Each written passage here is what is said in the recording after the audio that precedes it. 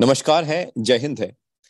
हमने आज तक ये समझने की कोशिश करी हो या नहीं करी हो, मगर एक इंपॉर्टेंट एस्पेक्ट रहा है वर्ल्ड के फाइनेंशियल सिस्टम में कि क्यों यूएस जितने मर्जी डॉलर छाप सकता है। एंड यूएस जितने मर्जी जब डॉलर छापता है तो इसका जो प्रोसीजर होता है वो ये होता है कि सेंट्रल गवर्नमेंट को डॉलर की रिक्वायरमेंट होती है इकोनॉमी चलाने के लिए, और जो उनका सेंट्रल बैंक होता है वो डॉलर छापता है।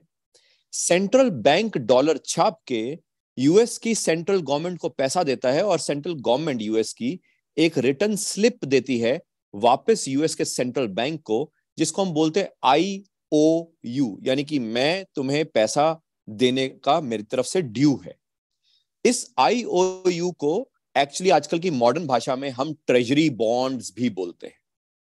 यही ट्रेजरी बॉन्ड्स की ऑक्शनिंग होती है वर्ल्ड ओवर, और वर्ल्ड के डिफरेंट डिफरेंट सेंट्रल बैंक्स, चाहे इंडिया का RBI हो, चाइना का पीपल्स बैंक ऑफ चाइना हो, या जापान का बैंक ऑफ जापान हो, वर्ल्ड के डिफरेंट डिफरेंट सेंट्रल बैंक्स ये जो गवर्नमेंट सिक्योरिटीज हैं या जो यूएस ट्रेजरी नोट्स हैं या यूएस ट्रेजरी के बॉन्ड्स हैं उनको खरीदते हैं, यानी कि उसमें पैसा इन्वेस्ट करते हैं।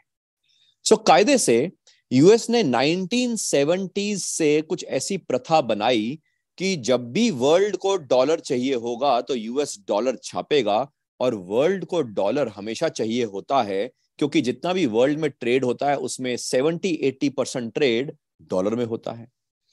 अब ये जो पूरा सिस्टम है इसी को हम मॉडर्न भाषा में यूरो डॉलर सिस्टम कहते हैं। और इस यूरो डॉलर सिस्टम का एक छोटा सा हिस्सा जो आपने कई बार सुना होगा, जिसको हम कहते हैं पेट्रो डॉलर, यानी कि जो ऑयल है उसकी जो बिलिंग होती है वो डॉलर में होती है। कायदे से सिर्फ ऑयल क्यों, डिफरेंट डिफरेंट कमोडिटीज जो हैं उसकी जो बिलिंग होती है वो डॉलर में होती है। मगर अब रिसेंटली कोविड क्राइसिस के बाद स्पेशली कई देशों को ऐसा लग रहा है कि जो देश कमोडिटी प्रोड्यूस करते हैं उन देशों को ऐसा लगना शुरू हो गया है कि हम क्यों अपने कमोडिटी की बिलिंग डॉलर में करवाते रहें, क्यों ना हम इसकी बिलिंग को चेंज कर दें। कायदे से आप सब कहीं ना कहीं ऐसा सुन रहे होंगे, पढ़ रहे होंगे कि कई सेंट्रल बैंक्स अब गोल्ड इकट्ठा कर रहे हैं। मगर गोल्ड इकट्ठा करने से ये वर्ल्ड का ऑर्डर कैसे चेंज हो जाएगा ये तो आपने अभी समझा ही नहीं, सोचा ही नहीं। क्योंकि गोल्ड इकट्ठा करने से सिर्फ काम नहीं होगा, क्योंकि अगर आप डॉलर की इन्वेस्टमेंट की जगह गोल्ड की इन्वेस्टमेंट कर लेंगे तो उससे वर्ल्ड का ऑर्डर कैसे चेंज होगा।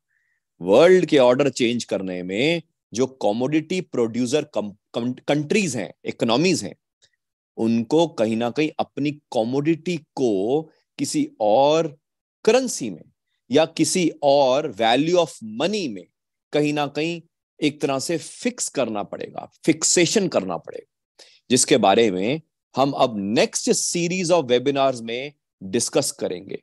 यानी कि यूरो डॉलर सिस्टम के बारे में हम डिस्कस करेंगे, कैसे यूरो डॉलर सिस्टम के फॉल आउट होने के कारण जो लग रहा है उसके कारण पूरा फाइनेंशियल सिस्टम कैसे चेंज हो जाएगा, डिस्कस करेंगे। और ये हम डिस्कस करेंगे 24, 25, 26 जनवरी 2023 को।